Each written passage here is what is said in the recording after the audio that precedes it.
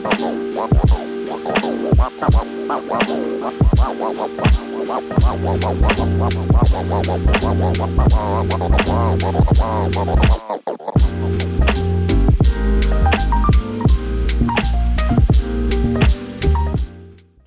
the people who aren't familiar with your story and your work, I wonder if we could just start out with the highlights, if you will, of your cannabis story. Oh, sure. Well, I mean, I've been involved in this issue my entire life, probably for two reasons. One, most poignantly, is that my brother Danny fought a losing battle with leukemia. I was 8 years old at the time, and my parents illegally, during Nixon's war on drugs, bought him medical cannabis, and it was the only thing that enabled him to hold down food for the last year of his life. I mean, it really allowed him to live in comfort, relative comfort if you have cancer, and die with dignity. So I've been sort of a firsthand witness to how transformative medical cannabis can be, like with my own eyes. So I've been in favor of it my whole life. So I entered medical school, sort of immunized against all the nonsense they stuff into doctors' heads about cannabis. And I've been sort of in favor of it my whole career. And the other reason is that my father was a very famous activist, Dr. Lester Grinspoon. There's actually a strain of cannabis named after him. Dr. Grinspoon is named after him, not after me, but it's still pretty cool.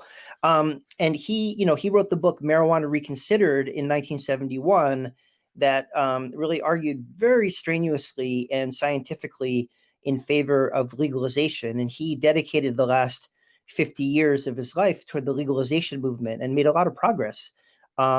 He also published like hundreds of papers and another book called Marijuana, the Forbidden Medicine, which in the 1990s, which was quite influential in getting physicians to start to reconsider the importance of cannabis as a relatively safe and non-toxic plant-based medicine. So I've been involved in this personally and professionally and sort of politically my entire life. So. Your father, Dr. Lester Grinspoon, is actually a hero of mine. Me too. I felt so blessed to have the chance to interview him back in 2015. And I wonder if we could just talk about him and his work for a moment, because I think it's worth remembering and celebrating, and you said something to me that about it, how his book really upset the Nixon administration, and Nixon even considered your dad an enemy, which I wonder if we could unpack that a little bit, what you remember from that period.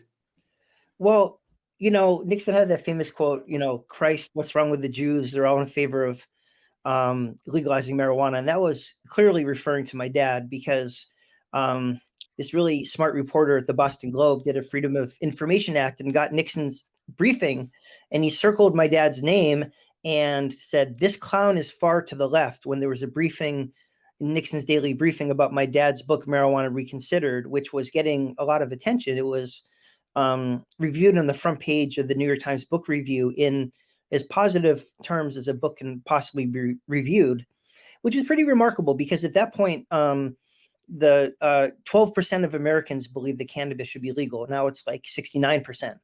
So it was a very courageous book to write.